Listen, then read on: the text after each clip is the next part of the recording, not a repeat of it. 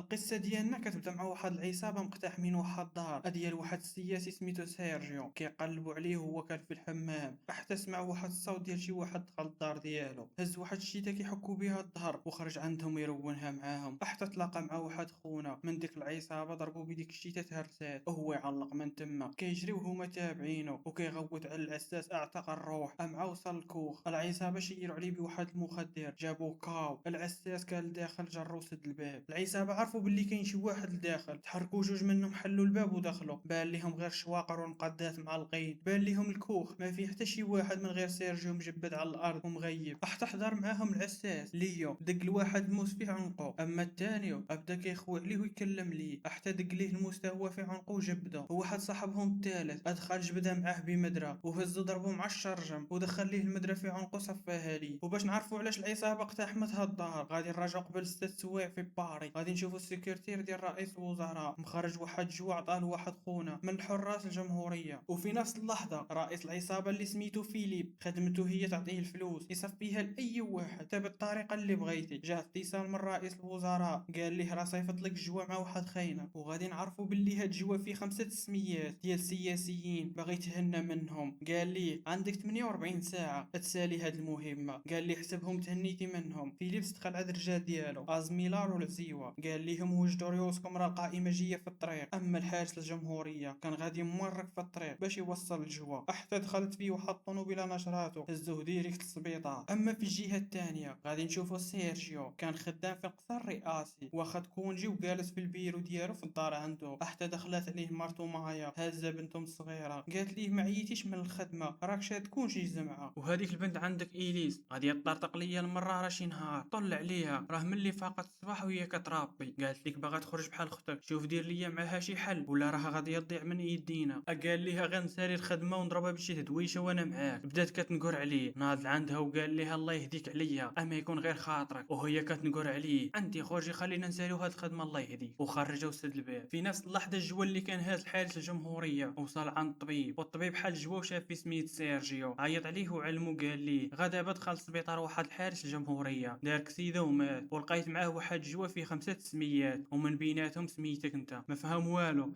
قال لي تفكرت هذه غادي تكون غير القائمه ديال المرشحين لوزير الماليه، صورها لي نشوف. صورها وصيفطها لي شاف سميتو هي الاخرى في القائمه اكعو قال لي مشى وزير الماليه. اما اليس في الجرده كتصور في العساس ليو كيبان ليها في ظهره الاثار ديال الضرب والتعذيب، عرفات باللي كان جندي سابق. في السبيطار العصابه شدها الطبيب وكيقولوا ليه هاد الاسماء اللي كانوا في القائمه شكون اللي علمتيه بيهم. خاف الطبيب على راسو ما بغاش يقول ليهم وصفوها ليه. قلبوا التليفون ديالو لقاو هضر مع سيرجيو وصيفط ليه التصويره ديال القائمه. فيليبس قال لهم هاد سيرجيو غادي يكون هو الهدف ديالنا الاول نصفوها ليه. خرجوا بداو كيقلبوا عليه في الجهاز التتبع، عرفوه كاين هو والعائله ديالو في واحد الدار في الريف كيدوز فيها الكونجي ديالو. ازميلار قال لهم حنا قراب من الموقع ديال اول واحد في القائمه نمشيو نصفوها ليه ونكملوا طريقنا. المهم اتفقوا مشاو قضاو المهمه بلا ما يرد لهم حتى شي واحد الخبار. فيليكس قال لهم صيفطوا شي رجال يسبقونا للدار ديال سيرجيو. في نفس الوقت سيرجيو كان مخشي في البانيو كيعوم وكيتسنط الراديو اللي قالوا في الاخبار باللي واحد السياسي صفوها ليه في دارو. اتفكر باللي هاد جون كان معاه في القائمه، افرح بزاف وقال تهنيت من واحد على الله يموتوا حتى دوك 3 الاخرين باش نبقى غير بوحدي في القائمه ويعطوني رئيس الماليه. العساس سمع شي صوت ديال الزودياك على برا، طل من الترجم كيبانوا لي جوج زودياكات جايين من البحر للدار وفيهم عصابه مسلحين، عرف باللي جايين يصفوها ليهم. اما الشويبانيه الخدامه شافتهم خرجت كتجري باش تجري عليهم، تيرا فيها واحد بالمخدر غيبها. اما إليس ما كانش في هاد العالم، دايره الكاسك وكترابي، حتى لقات واحد من العصابه فوق راسها بدات كتغوت ضربها بالمخدر جبدها. اما سيرجيو اللي كان في الحمام كيسمع الصوت ديال بنته كتغوت بدا كيعيط عليها ما كتجاوبوش، ناض راب بينوار باش يشوف اشنو واقع، حتى كيبانوا ليه العصابه مقتحمين الدار ديالو. في هاد اللحظه جات عنده مرته اشنو واقع، قال ليها راه عصابه مقتحمين علينا الدار انا غادي نعيط للبوليس، سيري انتي هزي البنت وتخبي انتي وياها في شي بلاصه. جبد التليفون يعيط على البوليس، الريزو ما كاينش، فكر باللي خاصو شي حاجه يحمي بها راسو. رجع للحمام هز واحد الشيته ديال الظهر وخرج غادي قاصد العدو وكيسخن كيفاش غادي يدير ليه. وكيف شفنا في البدايه توصل عند ليو، اما مايا كانت مخبيه في البلاكار ومخلوعه، وواحد من العصابه سمع شي حاجه كتحرك في البلاكار ام فتح مايا شيرات عليه نشراته وتحركت من البلاكار غاديه هربانه، حتى تيرا فيها واحد اخر من العصابه بالمخدر جاب هدوده. سيرجيو من بعد بدا كيفيق بشويه بشويه. ليو غيشد يشد واحد الحقنه ديال الادرينالين وغيضربها ليه باش يفيق دغيا. عاد قاعد اتفكر مرته وبنته وقال لي غادي يصفوها ليهم. ليو قال ليه راه باقيين عايشين، راه ضربوهم غير بالمخدر. قال لي فين حنا دابا؟ قال لي حنا في واحد الكهف تحت الجردة ديال الدار، هذا راه كان مخبأ ديال المقاومه في ايامات الحرب. قال لي هاد العصابه بينما باغا لا فلوس لا اثار، باينه باغين شي حاجه اخرى. علاش جايين؟ سيرجيو قال لي القائمه. قال لي اين قائمه؟ قال لي القائمه فيها 5 سياسيين مرشحين لوزير الماليه وسميتي معاهم. المهم راه تهنيت من الاول وبقاو غير 3 يموتوا ونشد المنصب. حتى تفكر باللي هاد القائمه ديال ماتيون. قال لي شنو هي هذه؟ قال لي هاد القائمه كتكون كل عام كيخرجها رئيس الوزراء، كيكونوا فيها كاع السياسيين اللي كيبغي يتهنى منهم المصالح ديالو. وهادو اللي الفوق راه ماشي شفاره، راه عصابه جايين يصفوها لينا. ليو قال لي انا ميت من شحال هادي ملي كنت في الجيش. في نفس اللحظه وصل فيليبس والرجال ديالو للدار، شافوا الروينه اللي دار ليو. فيليبس قال الرجال ديالو متادوش عائلته، المهم هو نصفوها ليه هو ونمشيو بحالاتنا. سيرجيو لتحت قال ليو اشنو خاصني ندير باش نعتق عائلتي؟ قال لي هادو اللي الفوق راه باغيين يصفوها ليك انت بطريقه عاديه ما تبانش باللي صفاها لك شي واحد، وراه ما جايينش على قبل عائلتك. سولو على السبب اللي خلى سميتو تكون في القائمه. سيرجيو تفكر هذه 15 يوم جاه واحد الملف فيه شي حوايج خطيره على الرئيس واللي معاه، اذا كيعني باللي كاع السميات اللي في القائمه شافوا داك الشيء السري ديالهم اللي في الملف، اذا هما باغيين يصفوها لينا. ولكن هذاك الملف باقي حاطو في البيسي ديالي، خاصنا نوصلوا ليه باش نقدروا نهدوهم بيه، بما قدرنا نهربوا العائله ديالي ونفضحوهم. والفوق فيليبس دخل الكوخ ديال ليو كيشوف الرجال ديالو جوج ماتوا وواحد باقي عايش. قال ليه راه واحد كاين هنايا هو اللي دار لينا هادشي كامل. قال لي شكون هو هاد خاينه؟ كيتسنى فيه يجاوبو، قبل ما يجاوبو مات في يدو. فيليبس كعا وهرس الطابله وكيقول لي شكون هو هذا. ليو لتحت كيوجد في راسو، هز المطارق والشواقر ونقدات اي حاجه ماضيه. سيرجيو جا عنده كيشوف في داكشي اللي هاز. قال لي واش انت كتحسب راسك غادي مضارب مع الهنود الحمر بهاد الشواقر ونقدات؟ راه هادوك اللي الفوق عندهم اخر ما كاين في السلاح، قبل ما غتوصل لعندهم غادي يتيروا فيك يصفوها ليك. ليو قال ليه راه ما عندناش الوقت لهاد الهضره، عندنا 3 دقائق ناخذوا فيها الملف بلا ما يردوا لينا البال. تحركوا طلعوا للجرده. ليو بان ليه واحد خونا كيعفط ليه على الورد اللي زرعوه، خرج ليه من الله وزرع فيه موس صفاها ليه. وبان ليه الثاني مشى جر وسط الشجر وصفاها ليه. من بعد مشى ديما لواحد الزودياك صيفطو في البحر باش يلاهي العصابه. مع شافو الزودياك غادي في البحر قسمو الجوج، فرقه مشات تبعت الزودياك وفرقه بقات في الدار. ليو وسيرجيو استغلوا الفرصه ووصلوا للبيرو. دخل سيرجيو بغى يصيفط الملف في التليفون ديالو، قلب عليه ما لقاش في البيرو وعارف باللي ليو ما كيستعملش التليفون. صيفط الملف في الجيميل ديال بنته. قال لي تسناني تماك، انا غادي نمشي نقلب على التليفون ديال بنتي وغادي نرجع. ليو عيا ما يقول ليه راه غادي يراجعوه، ولكن هو ما تسوقش ليه وتحرك يقلب على بنته حتى كتبان ليه مغيبه هي ومرته الخدامه وواقف حداهم ازميل. تحرك الغرفه اللي فيها بنته الصغيره ما لقاهاش حتى سمع الصوت ديالها، كانت مرته دارتها في واحد المكيف ديال الهواء. طلع حل عليها لقاها ساده ليها ودنيها بالكاس وطلق ليها الموسيقى من التليفون ديالو باش ما تسمع والو. مع هزه وبغى يخرج بها من تم حتى وصلوا عليه جوج من العصابه بغاو يصفوها ليه. حتى خرج من وراهم ليو، شد واحد كيخنق فيه والثاني شير عليه نشره، والاخر شدو طردق ليه عنقه ودار على الثاني يرونها معاه. على برا رجال ديال فيليبس رجعوا قالوا ليه راه ما لقينا والو في الزودياك، لقينا خاوي. هضر مع ازميل قال لي قلب في الدار على سيرجيو راه كاين تماك. تحرك كيقلب عليهم حتى سمع الصوت ديال البنت كتغوت. ليو كان شاد واحد من العصابه ملصقو في الحيط ودق ليه موس في يدو وحط ليه واحد النونوس على راسو كيدخل ليه باش ما يسمعوا الصوت ديال الضريب. حتى دخل عليهم ازميل. ليو دخل فيه واحد الحديده تقبل ليه رجلو. حتى دخل واحد من العصابه شد ليو جبد الموس ودقوا ليه في عنقه. سيرجيو هاز بنته جا عنده ازميل، ردات عليه البنت بالخلعه من داكشي اللي كتشوف وشير عليه ليو بالموس لظهره. وجا عنده سيرجيو وخرجوا. قال لي ها هو واحد الباب غادي يوصلنا لتماك وهبطوا للقبول تحت. ليو فتح واحد الباب سري ودخلوا غاديين مع النافه. سيرجيو كيشوف في الضوء شاعل كيقول لي وانا كنقول مال هذيك الورقه ديال الضوء كتجيني فيها زباله ديال الفلوس، مالي كنضوي على المستقبل وانت داير ليا مدينه ديال الترفيه هنا بالضوء. فوق ازميل خرج من الغرفه كيعرج. قال فيليبس راه معاه واحد خونا هو اللي دار فيا هاد الحاله وصفاها النص ديال الرجال ديالنا، ما عرفتوش شكون ولكن راه باينه فيه مقاتل. فيليبس كعا قال الرجال ديالو بغيتكم تقلبوا فيها الدار قلت بقلت وتعرفوا ليا فين اختفى. اما لتحت البنت بدات كتبكي. قال ليه ليو راه خاصك تبدل ليها ليكوش. قال ليه راه ما كنعرفش نبدلهم، غير بدل ليه انت.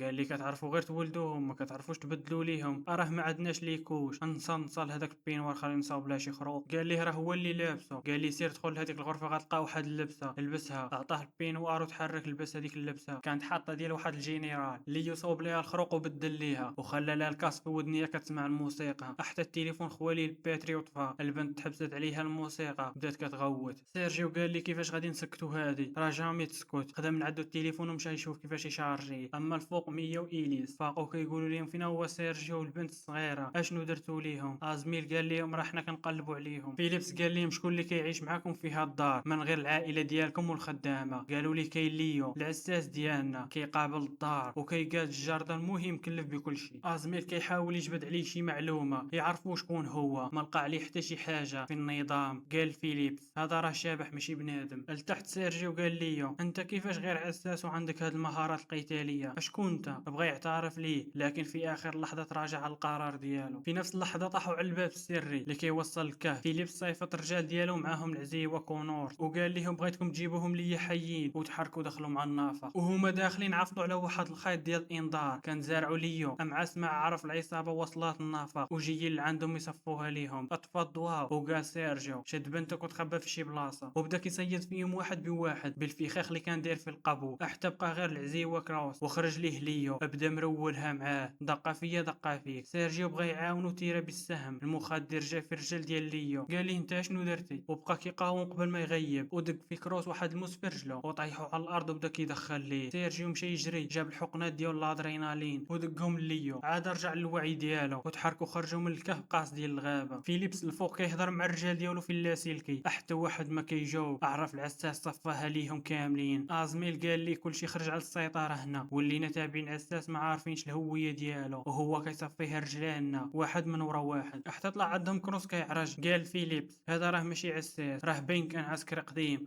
ومحترف في القتال. فيليبس قال لهم شارجوا سلاح غادي نصفوها لهاد العساس وسيرجيو. في نفس اللحظه ليو وسيرجيو كانوا داخلين الغابه وجلسوا فيها. سيرجيو قال ليو كيفاش كنتي عارف بهذا المخبأ اللي في الدار؟ قال ليه راه كنت عايش هنا قبل ما نخدم معاك، وملي كنت صغير الاب ديالي كان كيضربني بزاف وكنت كنهرب من الدار وكنقلب على شي بلايص نتخبى فيهم. وفي واحد النهار الاب ديالي ضرب الام ديالي صفاها ليها وانا ما كنتش في الدار. هذه هي الحاجه اللي ما بغاش تنسى ليا، والحاجه الوحيده اللي كتخليني ننسى هذا الشيء هي ديك الجرده اللي عندك كنزرع فيها الورد والغابه كنرتاح فيها. سيرجيو قال لي انت ماشي غير عساس عندنا، انت راك واحد من العائله. حتى سمعوا الصوت ديال القرطاس. سيرجيو خاف ليه يكونوا صفوها لمرتو ولا بنته. اللي يهضر معاه في اللاسلكي جاوبو فيليكس وقال لي اشنو بغيتي. وازميل وكروس شادين مايا وايليس وكيضربوا فيهم وهما كيسمعوا في اللاسلكي. سيرجيو قال لهم غادي نعطيكم الملف السري غير ما تاذوش عائلتي. اللي يحيد ليه اللاسلكي وقال ليه الا عطيتيهم هذا الملف غادي يصفوها لينا كاملين، راه هو السبب الوحيد علاش عائلتك مازال باقا عايشه. فيليبس شد الخدامه ودوز عليها بالموس وهدد سيرجيو قال لي صفيت الخدامه وقال لي عندك 15 دقيقه غادي يكون الدور على بنتك. سيرجيو مع سمع هذا الشيء عطى البنت ليا وقال لي رد ليها البال وهز جوج ديال الحقنات ديال الادرينالين ودقهم في رجليه. اسعار تحرك عفات للدار دبروا عليها. دخل الدار لقاهم جالسين، طرق الباب شد كروس وطير لي السلاح ونشرو مع الارض ودق لي ستيلو في كتفه وعاود دقوا لي في عينه تقابها لي. وشد ازميل دق لي ستيلو في عنقه صفاها لي. وشد فيليبس قطع لي صباعه. وفي الاخر ديال هادشي كامل كان غير كيتخيل في راسو دار ليهم هادشي. حتى بان لي سلاح هزو بدا كيتيري. هما نزلوا تخباو في الارض وخرج هو للحديقه. حتى جروا ليو وقال لي واش انت عندك شي عقل. وهضر مع فيليبس في اللاسلكي قال لي غادي نسلم لك سيرجيو في المقابل تعطيني مرتو وبنته. وقال ليه دوز ليه مرتو وبنته يودعهم. دوزهم لي طلب منهم السماحه وقال لهم هذا هو الحل الاخير باش تبقاو عايشين. لي ياخذ البنت صغيره وربطها قدامه باش يقدر يتحرك بيها وسد ليها ودنيها بالكاس وطلق ليها المزيكا. في نفس اللحظه كروس قدر يجبد ليهم معلومات على ليو وعرفوا باللي كان راقب في الجيش تحت القياده ديال فيليب اللي تفكر نهار عطاه مهمه يعدم شي مدنيين ورفضوا تقلب عليهم صفاها كاع الوحده اللي كانت معاه وهرب. اما ليو سيرجيو شدوا واحد خونا من الرجال ديال فيليبس حيدوا ليه حوايجو وصيفطوه للدار. مع شافوا فيليبس دا كيدخل ليه قال لي عوض تيري فيهم خليتيهم يديروا فيك هاد الحاله بحال هكا. اما ليو سيرجيو غاديين كيقلبوا على الرجال ديال فيليبس باش يصفوها ليهم هما الاولين. حتى خرجوا في ازميل اللي بدا مرونها معاه وكيطاكي على البنت لا تجي فيها شي ضربه وهي غير كضحك كيسحب ليها كيلعبوا معاها. حتى خرج سيرجيو من اللور وضربوا بموس صفاها لي. كروس كيهضر مع صاحبه في اللاسلكي ما كيجاوبوش. خرج كيقلب عليه حتى كيلقاه ميت في الجرده. احقد بغى غير ينتقم. ليو سيرجيو وقفوا قدام فيليبس اللي مع شاف ليو